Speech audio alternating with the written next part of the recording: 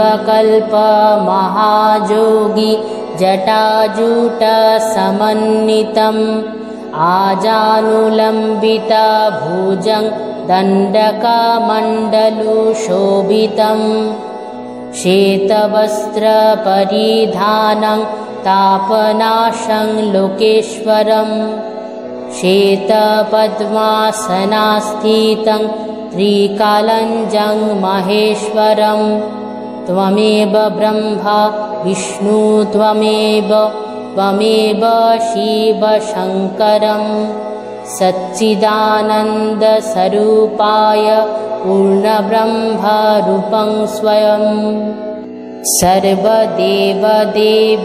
सररूपाय ॐ नमः भगवते लोकनाथाय वन्देऽहं करुणासिन्ध लोकनाथ चरणाम्बुजं सर्वसिद्धिप्रदं देव धर्मकामार्थमोक्षदाम् पूर्णब्रह्मशक्तिर्यथा लोकनाथे संस्थिता सर्वरूपं स्वरूपं तं देवं प्रणमम्यहम् एतत् साध्यविल्यपत्रम् ॐ नमस्ते सर्वरूपाय लोकनाथ परमात्मने स्वाहा।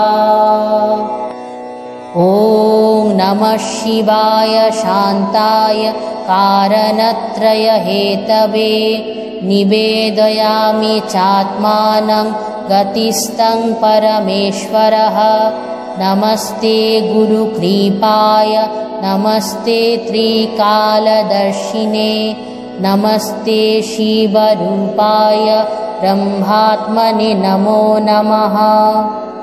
ॐ जोगीन्द्राय नमस्तुभ्यं त्यागीश्वराय वै नमः। भूमानन्दस्वरूपाय लोकनाथ नमो नमः।